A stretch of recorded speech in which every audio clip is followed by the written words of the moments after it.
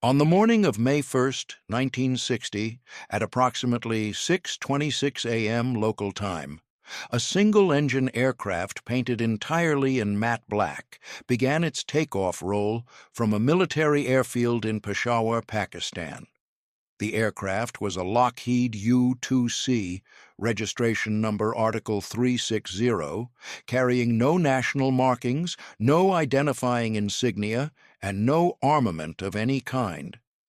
At its controls sat Francis Gary Powers, a 30-year-old civilian pilot employed by the Central Intelligence Agency under contract to Lockheed Aircraft Corporation. The flight he was beginning would last approximately 4 hours and 45 minutes before ending in Soviet airspace at an altitude of approximately 70,500 feet, when a surface-to-air missile detonated close enough to his aircraft to destroy it. That moment, the destruction of Article 360 and the capture of its pilot would trigger one of the most significant diplomatic crises of the Cold War, destroy a planned summit between the United States and the Soviet Union, expose the extent of American aerial reconnaissance operations over Soviet territory, and fundamentally alter Francis Gary Powers' life in ways he could not have imagined as he advanced the throttle and lifted off into the pre-dawn sky. Before we continue with this documented account of one of the Cold War's most significant intelligence failures, if you're interested in the real human stories behind espionage operations, the impossible choices, the unintended consequences, and the lives forever changed by geopolitical conflict, please subscribe and turn on notifications. We bring you these carefully researched cases every week, and your support helps us continue uncovering these forgotten chapters of history. Now, let's examine how Francis Gary Powers ended up in that cockpit on May 1st, 1960. Powers had been born on August 17, 1929, in Jenkins, Kentucky, a coal mining town in the eastern part of the state near the Virginia border. His father, Oliver Winfield Powers, worked in the mines. His mother, Ida Ford Powers, raised Francis and his 5 siblings in circumstances that were economically modest but stable by the standards of Appalachian coal country during the Depression. Francis, called Frank by family and friends, had shown academic aptitude and had been encouraged by teachers to pursue education beyond high school. He had attended Milligan College in Tennessee on a partial scholarship, studying chemistry with the intention of becoming a doctor. However, the costs of medical school had seemed insurmountable, and in 1950, during his senior year, Powers had made a decision that would determine the course of his life. He had enlisted in the United States Air Force. After completing basic training, Powers had been selected for flight training based on aptitude tests and physical examinations. He had received his wings in December 1952 and had been assigned to fly F-84 Thunderjets, single-engine fighter bombers. Over the next several years, he served in various Air Force squadrons through the mid-1950s, receiving consistently positive evaluations and developing a reputation as a careful, technically proficient pilot who followed procedures and avoided unnecessary risks. In 1956, while stationed at Turner Air Force Base in Georgia, Powers had been approached by a civilian recruiter who had asked if he might be interested in special assignment work that would involve resigning from the Air Force and accepting employment with a civilian contractor. The work, the recruiter had explained without providing details, would involve flying reconnaissance missions and would pay approximately $30,000 per year, more than double Powers' Air Force salary.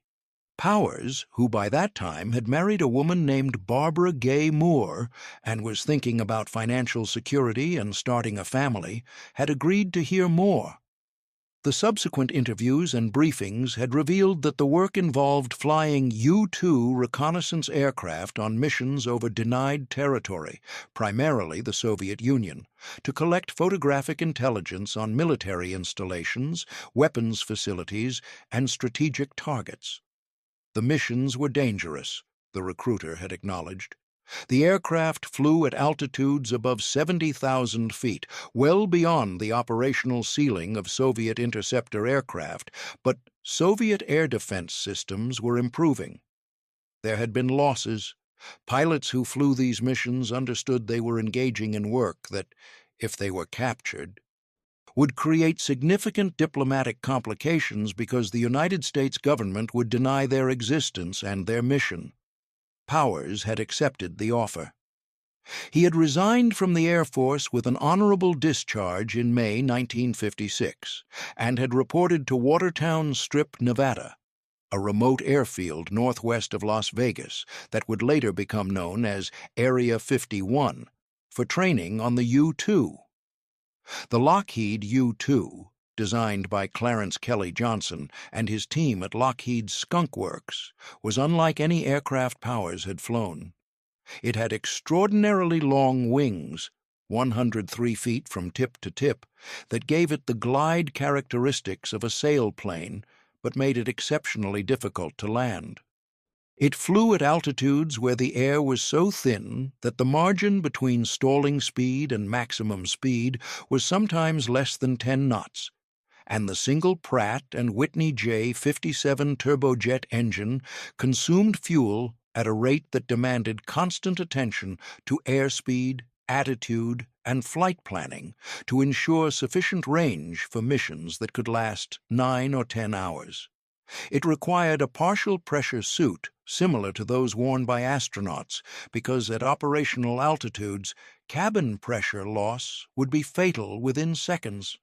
The camera systems, mounted in the Q-bay compartment behind the cockpit, could photograph terrain from horizon to horizon with resolution sufficient to identify individual vehicles on the ground from 13 miles above the Earth.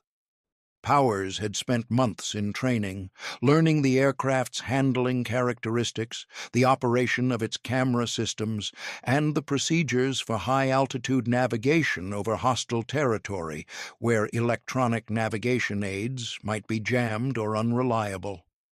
The U-2 program itself had been created in the mid-1950s in response to the closed nature of Soviet society and the urgent need for intelligence on Soviet military capabilities, particularly regarding nuclear weapons and long-range bombers.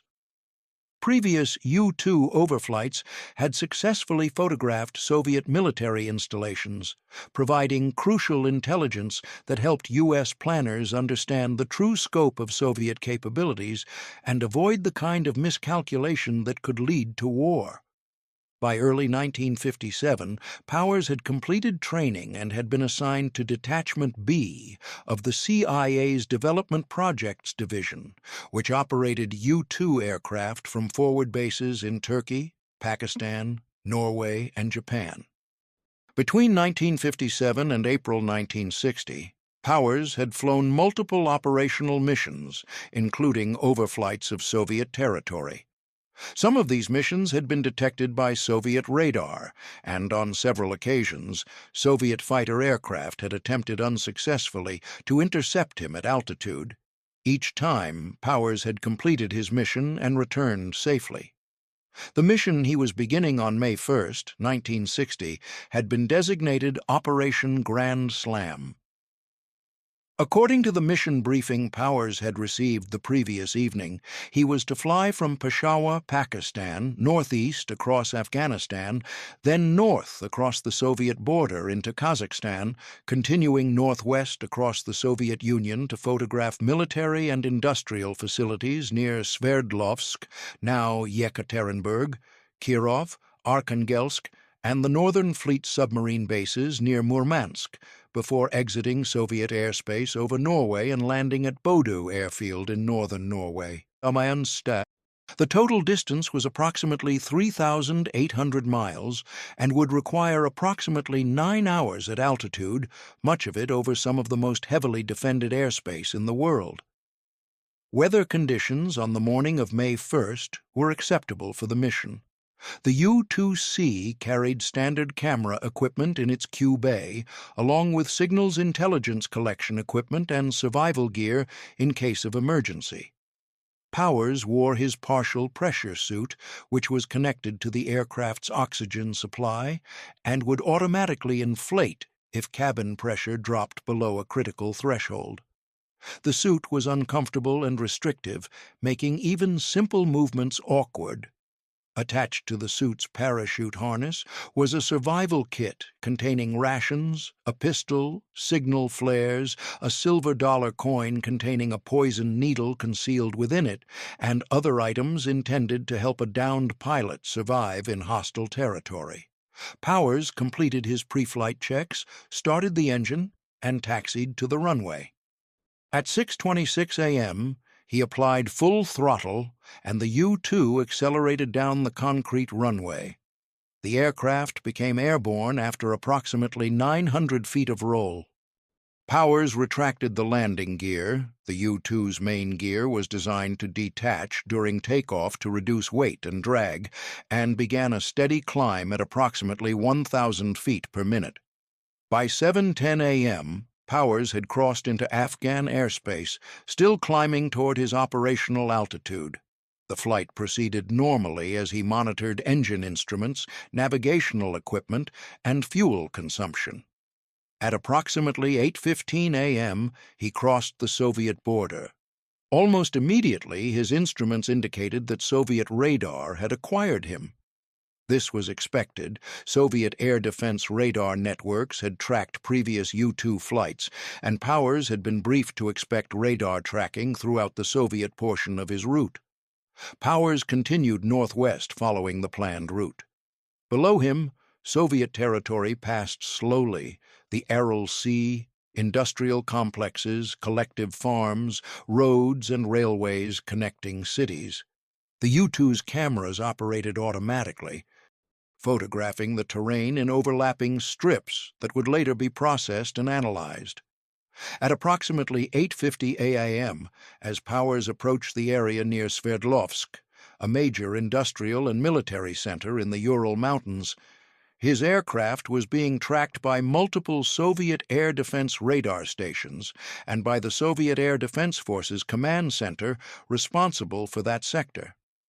What Powers did not know was that Soviet air defense capabilities had improved significantly in the months since the previous U-2 overflights. The Soviet Union had deployed SA-2 surface-to-air missiles, NATO designation SA-2 guideline, which were capable of reaching altitudes above 60,000 feet under optimal conditions. Commanders had been under intense political pressure from Soviet Premier Nikita Khrushchev to stop the American overflights, which were seen as violations of Soviet sovereignty and provocations. On May 1, 1960, Soviet air defense forces in the Sverdlovsk region were at heightened alert status because May Day was a major Soviet holiday, and military units across the country were on elevated readiness. At 8:53 a.m. local time, according to Soviet military records later declassified, the Air Defense Command Center authorized SA-2 missile batteries near Sverdlovsk to engage the intruding aircraft. At least 3 missiles were launched in sequence. The first missile exploded at an altitude estimated at approximately 68,000 feet. The explosion created a massive pressure wave and sent shrapnel through the air. Powers, flying at approximately 70,500 feet, heard what he later described as a dull thump, followed by an orange flash behind him. The control surfaces became unresponsive. The aircraft shuddered violently and began to pitch forward into a dive. The U-2 carried a self-destruct mechanism, a timer-delayed explosive charge designed to destroy the aircraft and its cameras to prevent capture of classified equipment. The activation switch was located behind the pilot's seat. Powers twisted in his seat, reaching back toward the switch, but the violence of the aircraft's descent made coordinated movement nearly impossible. The U-2 was spinning and tumbling. The G-forces alternated between positive and negative, throwing Powers against his harness restraints. His right arm, extended toward the self-destruct switch, was pinned by centrifugal force. He could not reach it. The aircraft continued its uncontrolled descent.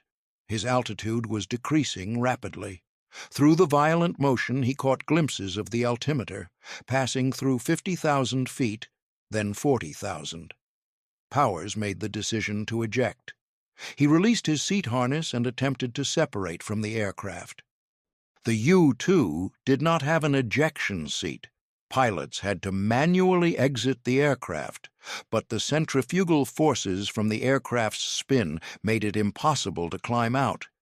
His legs were caught under the instrument panel. For several seconds, an eternity in such circumstances, he struggled against forces he could not overcome. Then, as the aircraft tumbled, the forces shifted, and he was thrown clear of the cockpit. Powers's parachute deployed automatically at an altitude estimated at approximately 15,000 feet. The sudden deceleration from terminal velocity to parachute descent rate was jarring, but the parachute had deployed properly and was intact. As he descended, Powers took stock of his situation. He was alive and appeared to be uninjured beyond bruises and the physical stress of the violent ejection. Below him was Soviet territory, forests, fields, and what appeared to be a road. He could see smoke rising in the distance, possibly from the crashed aircraft.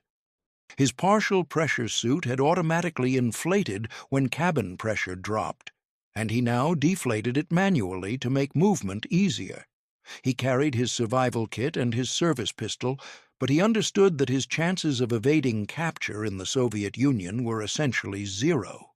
He was hundreds of miles from any border, in daylight, descending by parachute in clear visibility. Powers landed hard in a field near the town of Kosulino, approximately 20 miles south of Sverdlovsk. The impact drove the breath from his lungs. He rolled, tangled in parachute lines, his hands working to release the harness. When he looked up, local residents were already approaching, shouting in Russian. According to later accounts from Soviet sources, they had seen him descend and had immediately notified authorities. Within minutes, Soviet military personnel and KGB officers arrived in trucks and motorcycles, their engines loud against the quiet of the countryside. Powers, still wearing his partial pressure suit and carrying his survival gear, was taken into custody without resistance. Soviet personnel confiscated his pistol, his survival kit, including the poison needle he had never considered using, and the remains of his parachute. He was placed in the back of a military truck and transported to a local military facility, then to Moscow for interrogation. The shoot-down of Powers's aircraft had created an immediate crisis for Soviet air defense forces, but not in the way anyone might have expected. The SA-2 missiles that had engaged Powers's U-2 had also inadvertently shot down a Soviet MiG-19 fighter aircraft that had been attempting to intercept the U-2 at altitude. The MiG's pilot, Senior Lieutenant Sergei Safronov, was killed when his aircraft was struck by one of the SA-2 missiles or by debris from the U-2. Soviet Air Defense Command scrambled to understand what had happened while simultaneously recovering the wreckage of Powers's U-2, which had crashed in a relatively intact state in a forested area. The cameras and much of the electronic equipment were damaged but recoverable. The U-2's construction, its camera systems, and its operational capabilities could now be examined by Soviet intelligence and aerospace engineers. For Powers, the first hours of captivity were disorienting.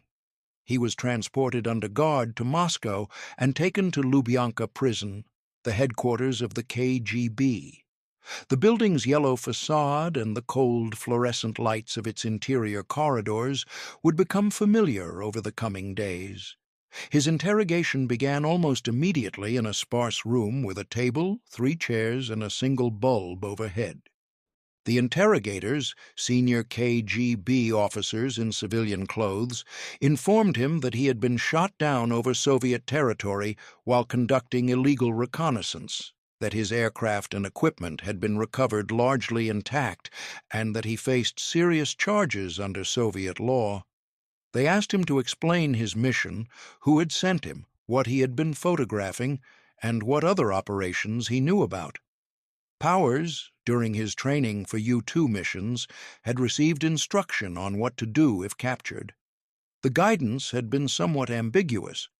Officially, U.S. military and intelligence personnel were instructed to provide only name, rank, and service number in accordance with the Geneva Conventions governing treatment of prisoners of war. However, CIA officers had acknowledged that U-2 pilots were not military personnel in combat zones, but civilians conducting espionage, and therefore Geneva Convention protections might not apply. Powers had been told to use his judgment about what information to provide, not to volunteer information that would endanger other operations or personnel, but to understand that extensive torture or threats to his life might make some level of cooperation unavoidable. During the interrogations, which lasted for days and then weeks, Powers acknowledged that he had been flying a reconnaissance mission for the CIA. He provided information about his training, the U-2 aircraft's capabilities, and the general nature of reconnaissance missions, though he declined to provide specific details about other pilots, other bases, or operational planning beyond what the Soviets could determine from examining his aircraft. His interrogators showed him photographs of the wreckage spread across tables, pieces of camera equipment, sections of wing, the distinctive engine cowling. They showed him film from the cameras displaying imagery of Soviet territory, roads and buildings rendered in sharp black and white detail. They showed him his survival kit with its American-made items. Powers did not deny his mission. There seemed little point, given the evidence arranged before him like pieces of an undeniable puzzle. What Powers did not know during those first days of interrogation was that his shoot-down had created a crisis not only for him, but for the U.S. government. On May 1, 1960, the same day Powers was shot down, NASA, the National Aeronautics and Space Administration, issued a press release stating that one of its aircraft, conducting high-altitude weather research, had gone missing after the pilot reported experiencing oxygen equipment difficulties over Turkey. The press release described the missing aircraft as a U-2 research plane operated by Lockheed Aircraft Corporation under NASA contract. The statement made no mention of the Soviet Union, reconnaissance missions, or the CIA. This cover story had been prepared in advance for exactly such a contingency. U-2 overflights were highly classified operations, and the U.S. government's official position had always been that it did not conduct surveillance flights over Soviet territory. The expectation, based on intelligence assessments, was that if a U-2 were ever shot down over the Soviet Union, the pilot would not survive, either killed in the destruction of the aircraft or killed by Soviet forces upon capture, to prevent exactly the kind of intelligence compromise that Powers' survival represented. The assumption had been that the U.S. government could maintain plausible deniability by claiming the aircraft had strayed off course accidentally while conducting legitimate weather research. On May 5, 1960, 4 days after the shoot-down, Soviet Premier Nikita Khrushchev addressed the Supreme Soviet in Moscow. In his speech, Khrushchev announced that a U.S. aircraft had been shot down over Soviet territory on May 1st while conducting espionage. He provided details about the aircraft's altitude, its route, and the fact that it had been engaged by Soviet air defense forces. However, Khrushchev deliberately withheld two critical pieces of information. He did not mention that the pilot had survived and been captured, and he did not mention that the aircraft and its equipment had been recovered relatively intact. This omission was a calculated trap. Khrushchev and his advisers assumed that the United States, believing the pilot was dead and the aircraft destroyed, would continue to deny that the mission had been an espionage operation. When the U.S. government then issued statements maintaining the cover story, Khrushchev could expose the lie by revealing the captured pilot and intact evidence. The trap worked exactly as intended. On May 6, 1960, the U.S. State Department reiterated the weather research explanation and suggested that the aircraft might have accidentally strayed into Soviet airspace due to the pilot's reported oxygen difficulties. The statement expressed regret for any violation of Soviet airspace, but maintained that there had been no deliberate intention to conduct reconnaissance. On May 7, 1960, Khrushchev addressed the Supreme Soviet again. This time he revealed that the pilot, Francis Gary Powers, had been captured alive and had provided information about conducting a reconnaissance mission for the CIA.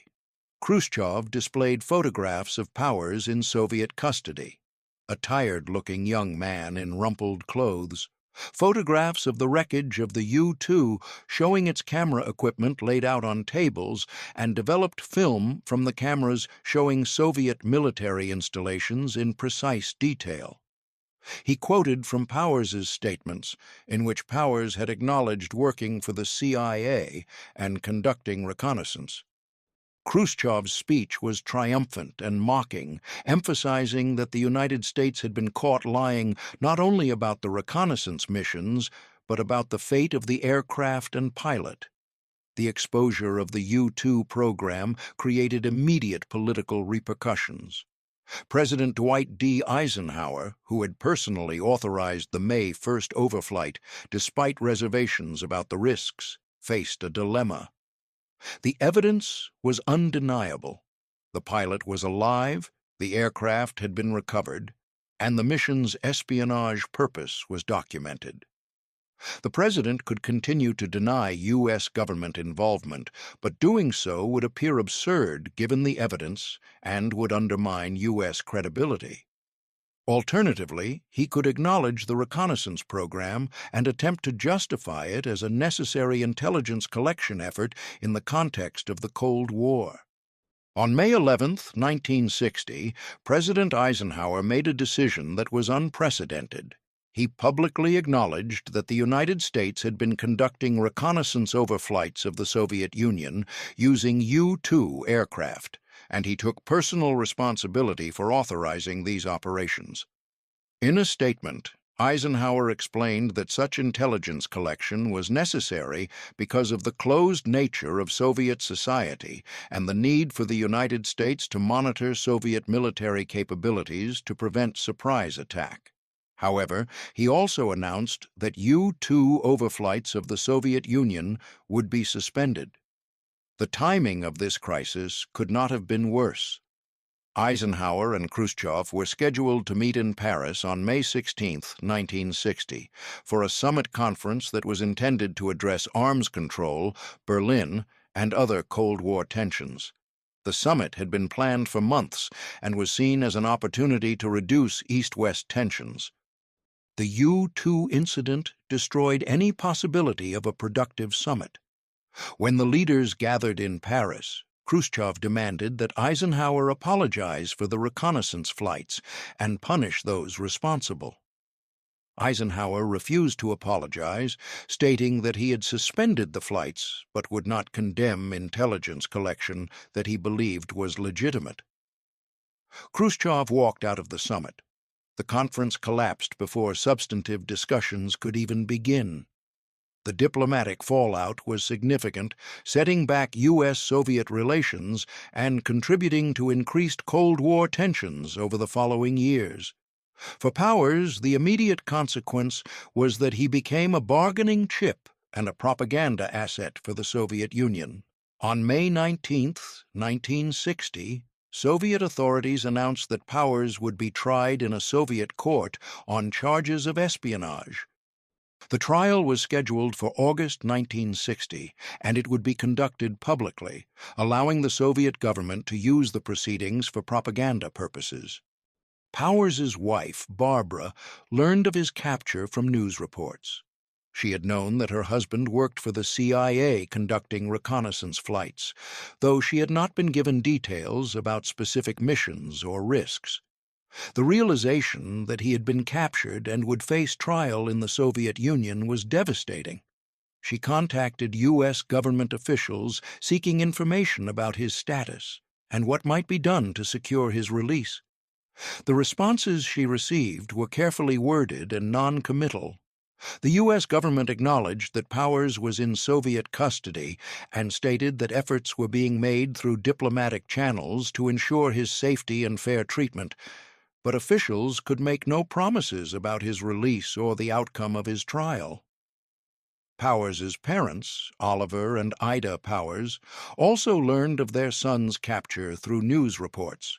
They gave interviews to reporters in which they expressed shock and concern for Francis's safety.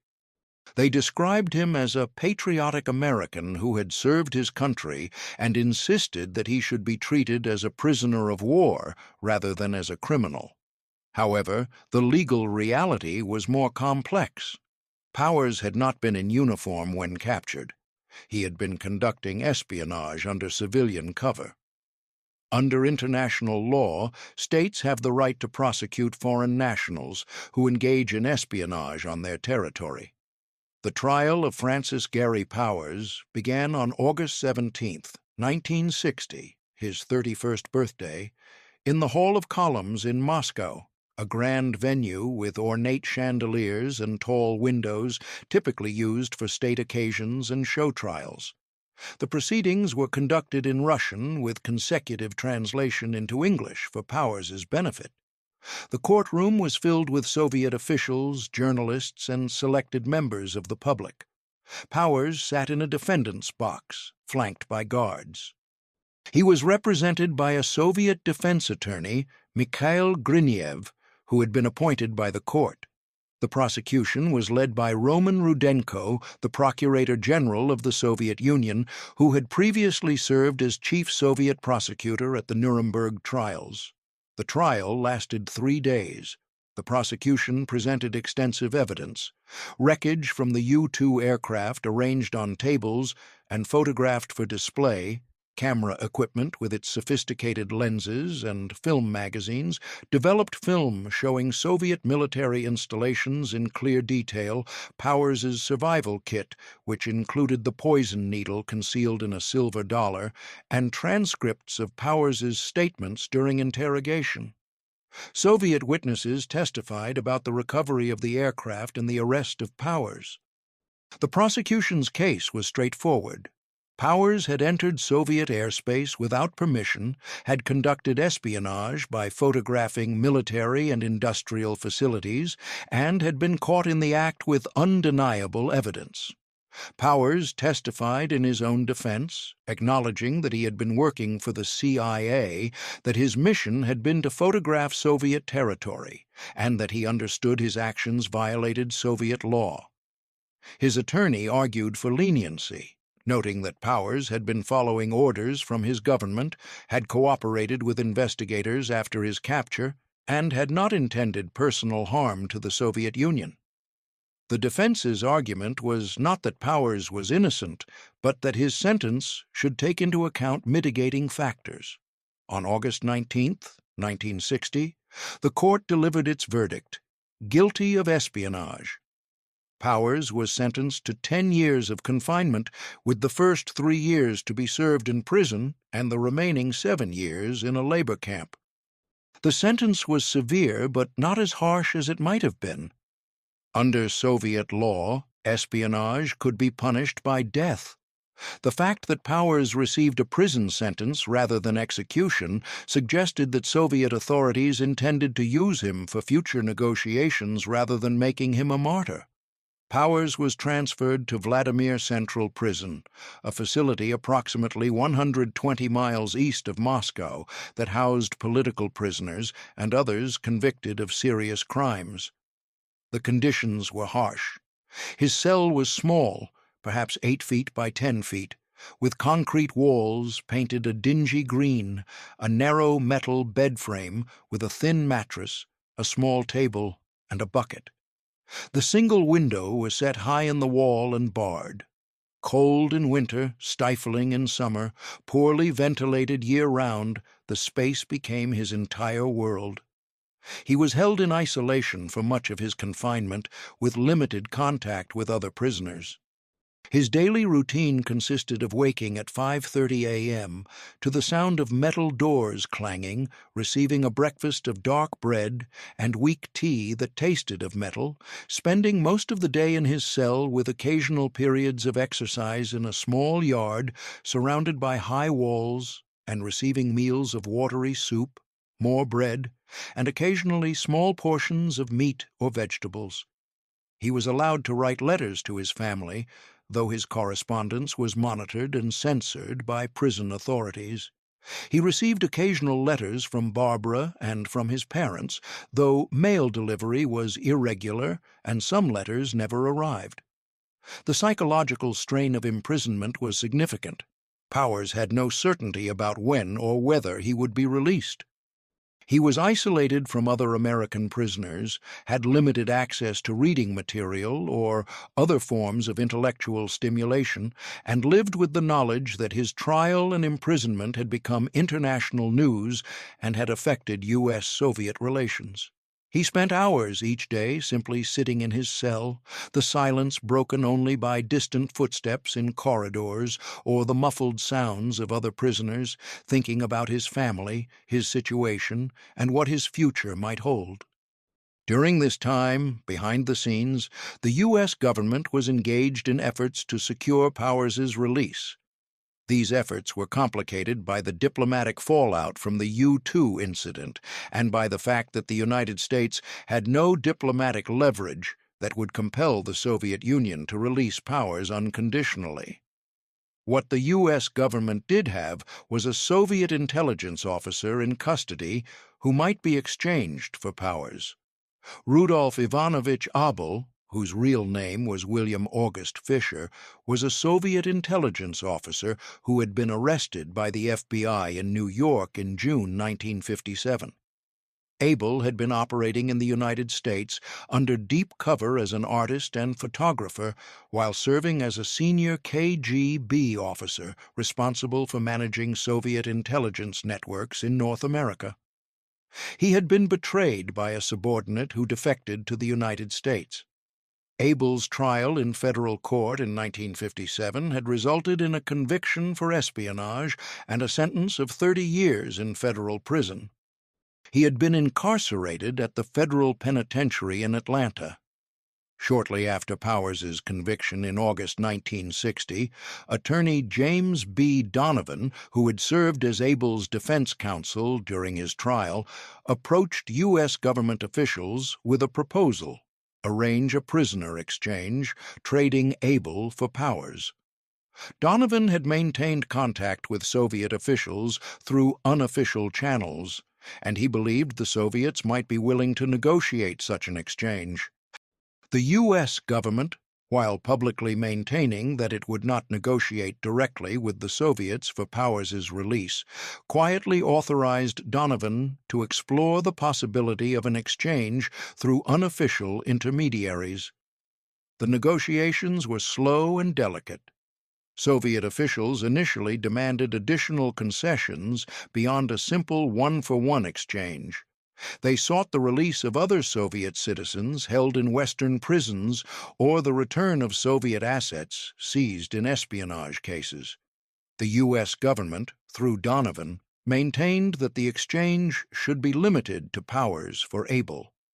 Negotiations continued through 1961 and into early 1962. For Powers, the months passed slowly. He remained in Vladimir Central Prison through 1961, unaware of the specific negotiations occurring on his behalf, but aware that prisoner exchanges had occurred in the past and might be possible in his case. In his letters to Barbara, he expressed hope that he would eventually be released, but acknowledged uncertainty about when that might happen. His physical health remained generally good, despite the harsh conditions, but the psychological toll of isolation and uncertainty was considerable. He marked days on a makeshift calendar scratched into the wall beside his bed, watching seasons change through the small barred window. On February 10th, 1962, after 21 months of imprisonment, Francis Gary Powers was transported from Vladimir Central Prison to Moscow. He was informed that he would be exchanged for Rudolf Abel. The exchange was to take place in Berlin at the Glienicke Bridge, a crossing point between West Berlin and Potsdam in East Germany that connected areas controlled by the United States and the Soviet Union. The bridge had been used previously for exchanges of personnel between East and West, and would later become known as the Bridge of Spies. On the morning of February 10th, 1962, at approximately 8:20 a.m., Powers and Abel were brought to opposite ends of the Glienicke Bridge. The morning was cold, with frost on the bridge's metal railings. The exchange procedure was carefully choreographed. Representatives from both sides verified the identities of the men to be exchanged. At a prearranged signal, Powers and Abel began walking toward each other from opposite ends of the bridge, their footsteps echoing on the pavement. They passed each other at approximately the midpoint without speaking or acknowledging each other. Two men whose fates had become intertwined by the logic of Cold War espionage. Powers continued walking toward the American side, where U.S. officials waited. Abel walked toward the Soviet side, where Soviet officials waited. The exchange took less than 15 minutes. Powers was free. He was immediately taken by U.S. officials to a debriefing facility in West Germany. Over the following days and weeks, he underwent extensive debriefings by CIA and Air Force intelligence officers. The debriefings focused on what information he had provided to Soviet interrogators, what he had learned about Soviet air defense capabilities, what conditions he had experienced in prison, and whether Soviet authorities had attempted to recruit him or elicit additional information beyond his initial statements. Powers provided detailed accounts of his interrogations, his trial, and his imprisonment. The consensus among his debriefers was that he had not volunteered information beyond what was necessary given the circumstances, and that he had not been successfully recruited by Soviet intelligence. However, the public reception of Powers upon his return to the United States was not uniformly positive. Some members of Congress, media commentators, and retired military officers criticized Powers for not having destroyed his aircraft before ejection, for having allowed himself to be captured alive rather than using the poison needle in his survival kit, and for having provided information to his captors during the trial. These critics suggested that Powers had failed to uphold the standards expected of someone engaged in intelligence operations, and that a more committed operative would have chosen death over capture. The attacks stung. Powers felt that he had done his best under extraordinary circumstances, that he had ejected from a violently tumbling aircraft because staying with it would have meant certain death, that he had not used the poison device because he had been trained to survive, if possible, and had never seriously considered suicide, and that his statements during interrogation and trial had consisted primarily of information the Soviets already possessed through recovery of his aircraft and equipment. Nevertheless, the condemnation created a cloud over his return and contributed to a sense that he was viewed by some not as a returned prisoner deserving of support, but as someone who had somehow failed in his duties. The CIA conducted a formal inquiry into Powers's conduct. In March 1962, a board of inquiry, consisting of senior CIA officials and retired judges, reviewed Powers's actions before, during, and after his shoot-down. The board concluded that Powers had acted appropriately given the circumstances he faced, that his decision to eject from the aircraft was consistent with his training and survival instincts, that his conduct during interrogation and trial had been reasonable, and that he had not provided information that damaged U.S. intelligence operations beyond the compromise inherent in the aircraft's capture. The board found no evidence of misconduct or dereliction of duty. However, the board's findings, while exonerating Powers, did not erase the public judgment or the perception among some that he had somehow failed. Powers's marriage to Barbara did not survive his return. The separation had changed both of them in ways that made reconnection difficult. Barbara had spent 21 months not knowing if her husband would ever come home, building a life that had learned to function without him. Francis had spent those same months in a Soviet prison cell, his world reduced to concrete walls and uncertainty. When they reunited, the people who had been married in 1956 were not quite the same people who faced each other in 1962. They divorced in 1963, less than a year after his release. The divorce was amicable and both moved on to separate lives. Powers faced challenges reintegrating into civilian life. The CIA offered him continued employment, but the options were limited and did not involve flying. He briefly worked as a test pilot for Lockheed Aircraft Corporation, the company that had built the U-2, but he found the work unsatisfying. He struggled with the knowledge that his most significant professional accomplishment, his years flying U-2 reconnaissance missions, could not be publicly acknowledged or discussed because the program remained classified. He gave occasional interviews and wrote a memoir, Operation Overflight, published in 1970, in which he detailed his experiences, defended his actions, and criticized those who had questioned his conduct. The book provided some measure of public vindication and allowed him to tell his story in his own words. In 1963, Powers married Claudia Sue Powell, who went by Sue. The couple had 2 children, a son, Francis Gary Powers, Jr., born in 1965, and a daughter, Dee, born in 1973. Powers found work as a helicopter pilot, flying traffic reporting missions for Los Angeles radio stations and later for KNBC television. It was modest work compared to his years flying U-2s at the edge of space, but it provided a steady income and allowed him to fly, which remained his passion.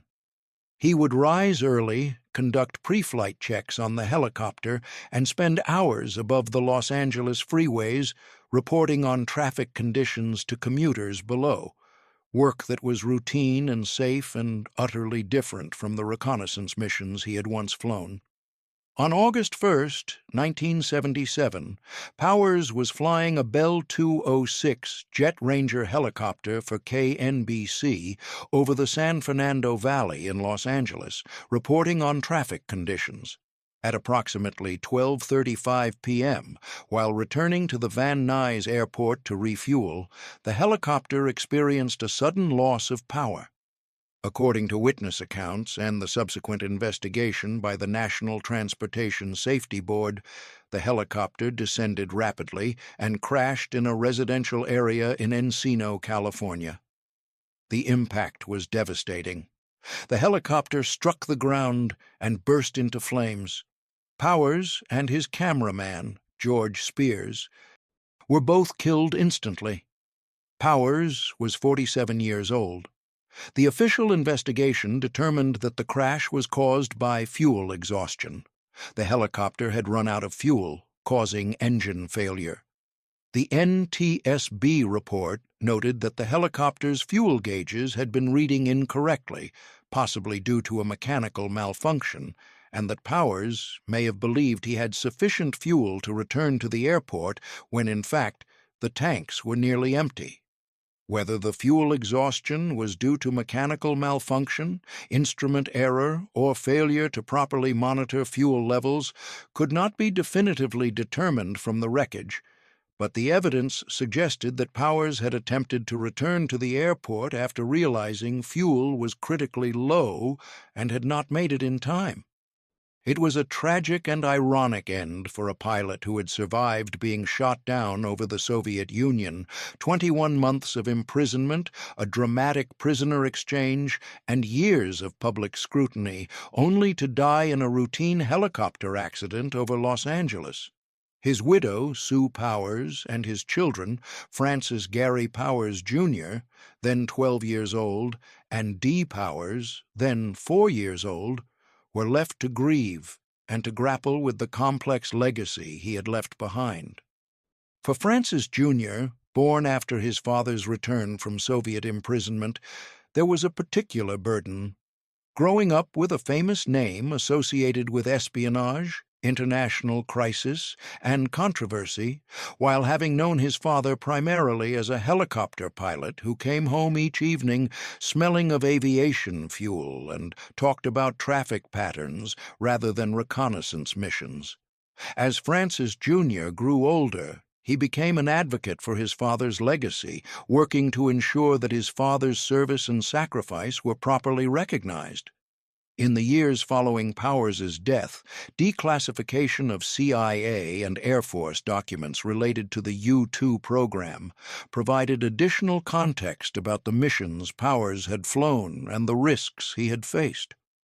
It became clear that Powers had flown numerous successful reconnaissance missions over Soviet territory before his final flight, that the intelligence gathered from these missions had been valuable to U.S. national security planning, and that the risks of flying these missions had been fully understood by those who authorized them.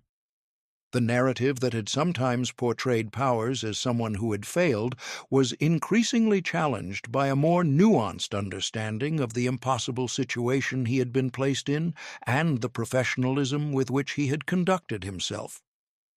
In 2000, Francis Gary Powers was posthumously awarded the Prisoner of War Medal by the U.S. Air Force.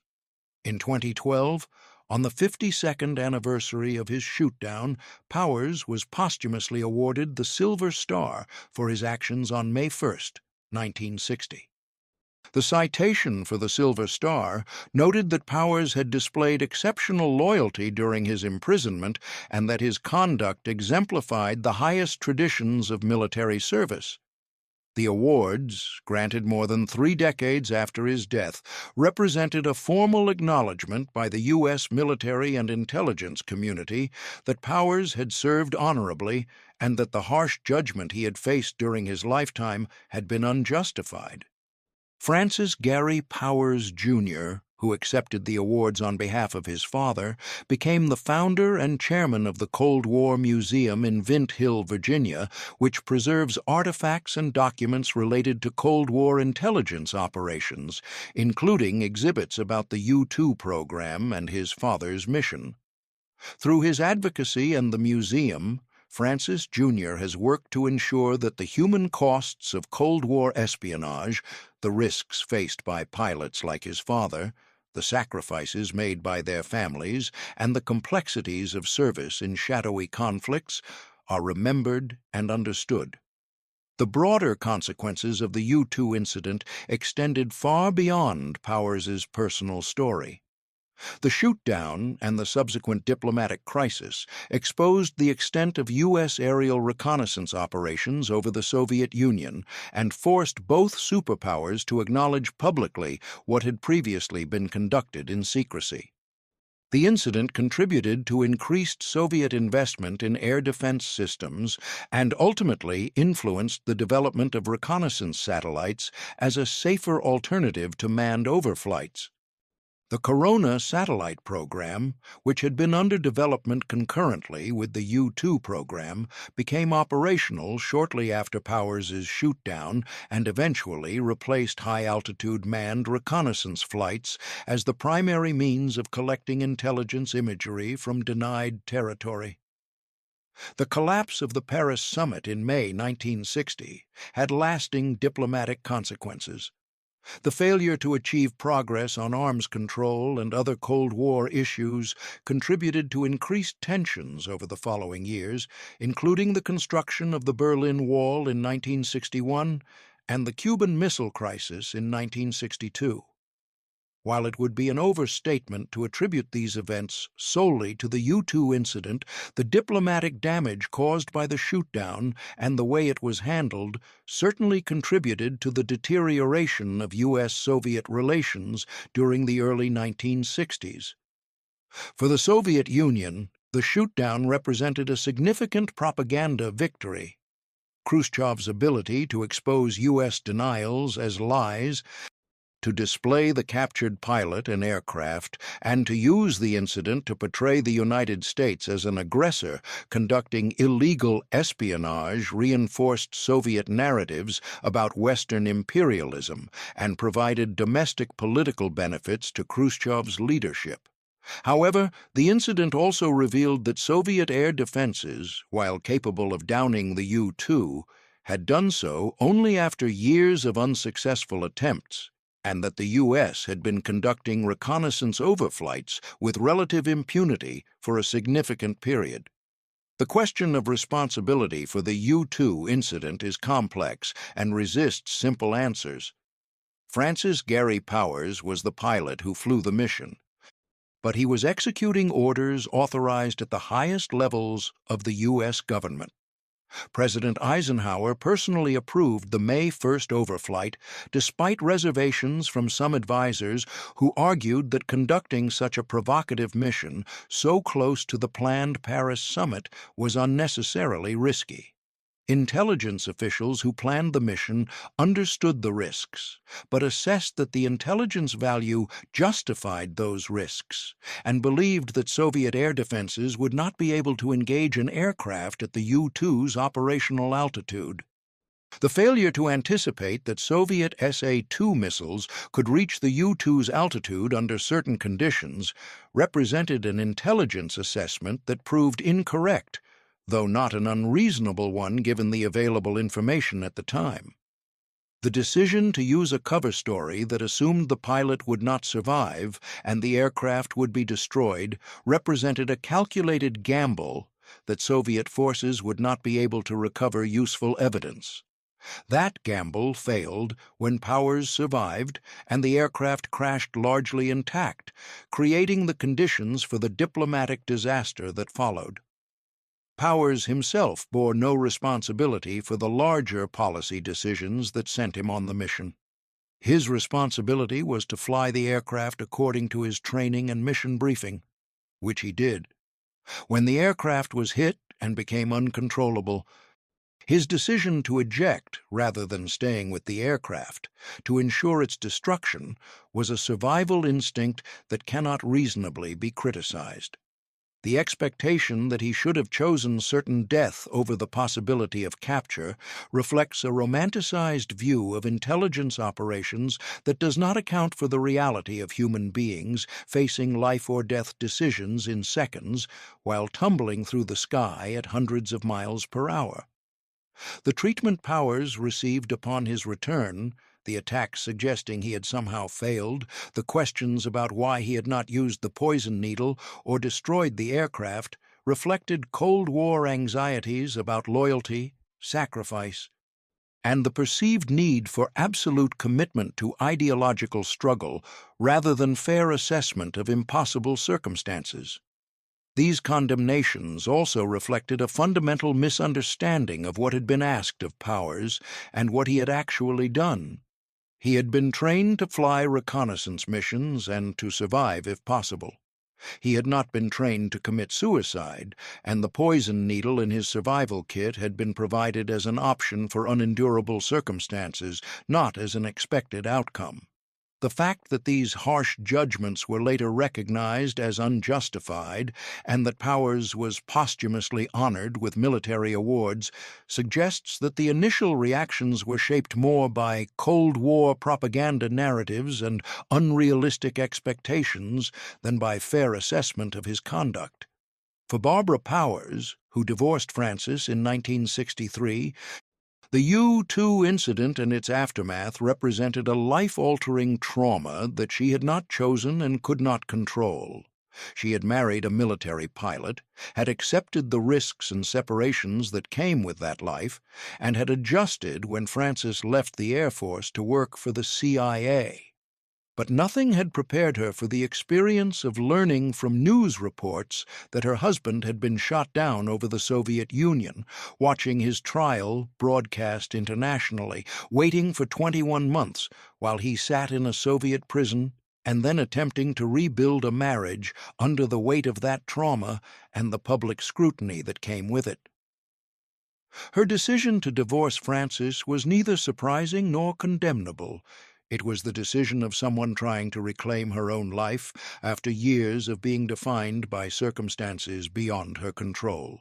For the Powers family, Francis's parents, Oliver and Ida, who watched their son's trial from Kentucky and waited for his release, the U-2 incident was a nightmare that unfolded publicly and slowly. They had raised a son who had served his country in the Air Force, who had accepted dangerous work for higher pay to support his family, and who had been doing what his government asked him to do when he was shot down. They defended him publicly when he was attacked, and they celebrated when he was finally exchanged and returned home. Oliver Powers died in 1970, the same year Francis published his memoir. Ida Powers lived until 1989, long enough to see her son die in the helicopter crash in 1977 and to witness the beginning of the slow rehabilitation of his reputation in the years that followed. Francis Gary Powers, Jr. and Dee Powers, the children from Francis's second marriage, grew up with a father who had lived through extraordinary events, but who worked an ordinary job flying traffic helicopters. They knew the broad outlines of his story: shot down over Russia, imprisoned, exchanged, but the emotional weight of those experiences was something their father did not easily discuss. When he died in the 1977 helicopter crash, they were young. Francis Jr. was 12, Dee was 4. Their understanding of their father's significance and the historical importance of what he had done would develop over subsequent decades as documents were declassified, books were written, and the Cold War ended, allowing them to see their father not just as the man who had taken them to school and flown traffic helicopters, but as a figure whose choices and experiences had been shaped by forces far larger than one person's life. The moral complexity at the heart of the Powers case involves weighing competing obligations and values that remain difficult to reconcile even with the perspective of decades. Was conducting reconnaissance overflights of the Soviet Union justified as a necessary intelligence collection effort to prevent surprise attack and maintain strategic stability? Or were such overflights provocative violations of sovereignty that risked escalating tensions? Was Powers's decision to eject and allow himself to be captured rather than staying with the aircraft to ensure its destruction a reasonable survival choice? Or did his role in intelligence operations carry an expectation of self-sacrifice that he failed to meet? Should the U.S. government have acknowledged the reconnaissance program immediately when Powers was captured? Or was the attempt to maintain cover and plausible deniability a reasonable, if ultimately unsuccessful, approach? There are no definitive answers to these questions because they involve value judgments about acceptable risk, proper conduct under extreme circumstances, and the obligations individuals bear to states and ideologies in times of undeclared conflict. What is clear is that Francis Gary Powers was an ordinary person, talented, conscientious, motivated by financial security and professional satisfaction, who found himself at the center of an international crisis not because he sought that role, but because he was the one flying the mission when Soviet missile technology finally caught up to the U-2's altitude capability. The photograph taken during Powers's Soviet trial, showing a young American pilot in a defendant's box, looking tired and anxious, his expression somewhere between resignation and defiance, became one of the defining images of the Cold War. It captured not just the exposure of an intelligence operation, but something more fundamental. The moment when an ordinary person, trained to follow procedures and fly missions, confronted the reality that the systems he served could not protect him from the consequences of their decisions. But that photograph, like all photographs, captured only surfaces, the visible world of a courtroom, a defendant, guards, and observers. It could not capture the thoughts running through Powers's mind as he sat in that box, the calculations about what he should say and what he should withhold, the knowledge that his words were being broadcast around the world while his wife watched from home and his parents listened from Kentucky. It could not capture the years that would follow. The cold prison cell, the slow negotiations, the exchange on a bridge, the difficult return, the harsh judgment, the divorce, the second marriage, the children, the traffic helicopter, the final flight. Francis Gary Powers was 30 years old when he took off from Peshawar on May 1, 1960. He was 47 when he died, believing he had finally escaped the shadow of that May morning, having found some measure of peace in the routine work of flying traffic reports above Los Angeles freeways.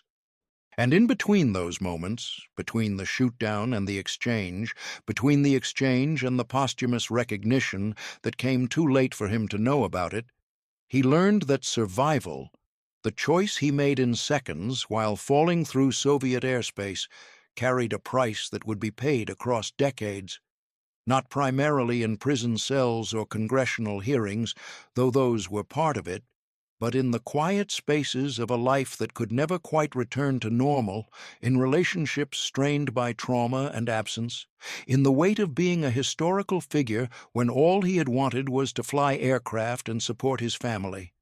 The U-2 incident ended the era of manned reconnaissance overflights of the Soviet Union. It exposed the extent of U.S. intelligence operations. It destroyed a diplomatic summit. It contributed to Cold War tensions that would shape the 1960s.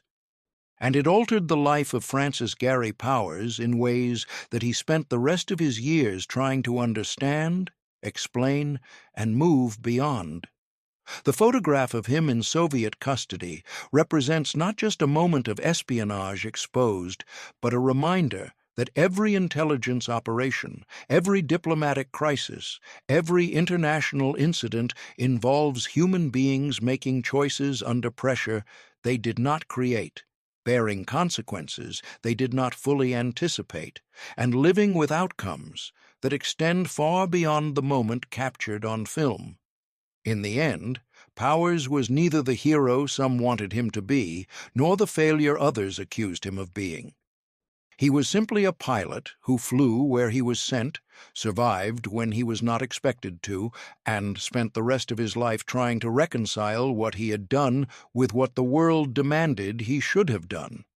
A reconciliation that remained incomplete when his helicopter ran out of fuel over in Chino on a summer afternoon in 1977, bringing his story to an end as sudden and unexpected as the orange flash he had seen behind him 17 years earlier over the Ural Mountains.